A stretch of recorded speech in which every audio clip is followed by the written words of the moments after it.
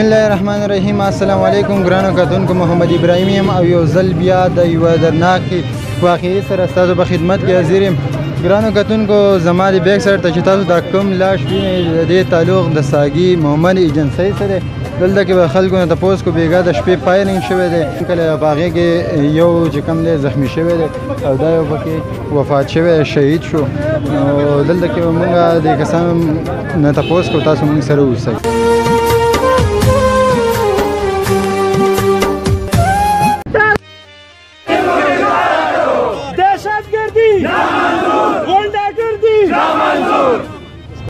جی ګرانو کتونکو، پښتون سوشل ویلفیر ارګنایزیشن صدر مونږ سره موجود دی. دی نه به تپوس کوو چې دا واقعیه څنګه راغلې ده او حکومتي چارواکو دوی ته څه ویل، د دوی ورسره میټینګ وشو. السلام علیکم. بسم الله الرحمن الرحیم. د ټولو مخکې خو زه د ټولو کمیونټي او د ټولو انجمن تاجران او د عوام ایکشن کمیټې شکرګزار یو چې هغې زموږ سره په دې نوی احتجاج او پرې درنه کې بھرپور شرکت وکړو.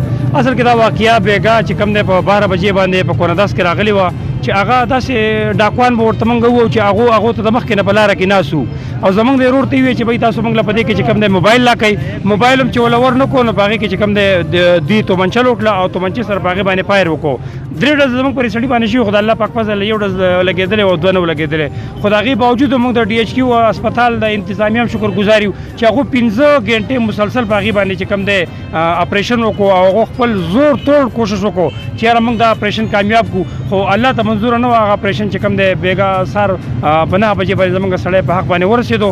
په هغې کې نن چې تاسو کومه ده، تاسو کیمرامین چې وښیي نو دا ټوله غونډه چې نن راټوله شوې ده دا د دغه احتجاج یوه کړي ده چې یاره موږ دا ثبوت پیش کوو چې یاره موږ امن پسند یو او موږ چې کوم تاجر چې کوم دی د خیبر پښتونخوا یو، د ګلګت بلتستان یو. موږ د همیشه د الله پاک فضل په عوام ایکشن کمیټۍ سره موږ د ګندم سبسټۍ کې چې کوم دی تعاون کړی دی. موږ د انجمن تاجران سره ټیکس په حوالې سره شرکت کړی دی او د دې نه پس به موږ کوو. نو موږ دا پیغام صرف انتظامیه ته نه ټول آل دغه ته ورکوو چې یاره موږ امن پسند خلک یو او داسې ګناهي حرکتونه چېرته هم چې کېږي دا د ګلګت بلتستان چې کوم دی نوم خرابوي، آینده چې کوم دی دا نوم نه خرابېږي. او موږ کوشش دا کوو چې زموږ نه څومره تعاون کېږي موږ د انتظامیه سره کوو. خو د انتظامیه هم موږ اورېدلي دي چې انتظامیه مور او پلار وي، خو که دا مور او پلار کردار به انشاءالله تعالی موږ په د 24 غنټې کې وینو چې دوی زموږ سره کومه رویه ساتي. انتظامیه والے اوس څه ویل، پولیس څه ویل، تاسو دننه ورغلي وئ میټینګ هم وکړو؟ انتظامیه خو جی ایس ډي پي او صاحب موږ ته چې کوم دی یقین دهاني وکړه چې انشاءالله تعالی په 24 غنټو کې به موږ د ایجنسیانو سره او د کیمرو په دغه باندې موږ به کوشش کوو چې موږ دا قاتل ونیسو او دا موږ عوامو ته پیش کړو.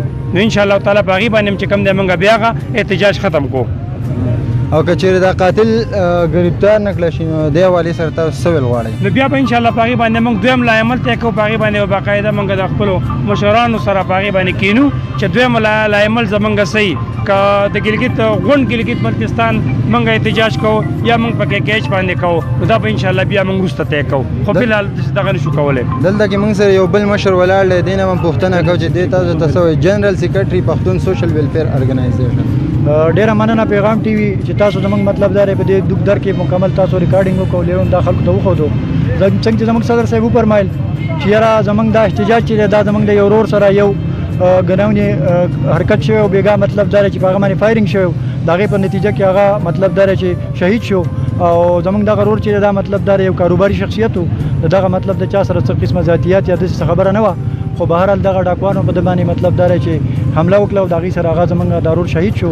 نو په دې سلسله کې پښتون ویلفیر ارګنایزیشن د دې احتجاجي مظاهرې مطلب لیډینګ کا او د دې سره زموږ سره انجمن تاجران او د دې لوکل کم خلک چې هغه ټول زموږ سره په دې احتجاجي مظاهره کې شریک وو.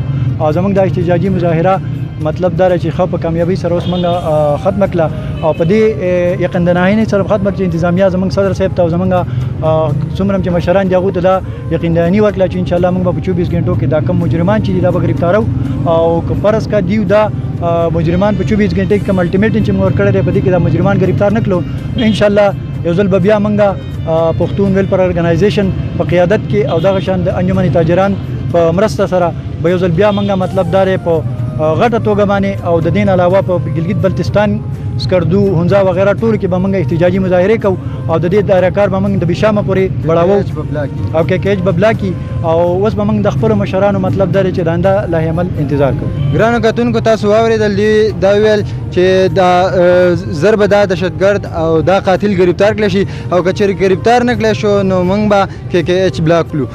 خپل ورور محمد ابراهیم د بل پروګرامه پورې په دعاګانو کې یاد ساتئ. په لوی الله مو سپارم. د لوی الله په امان.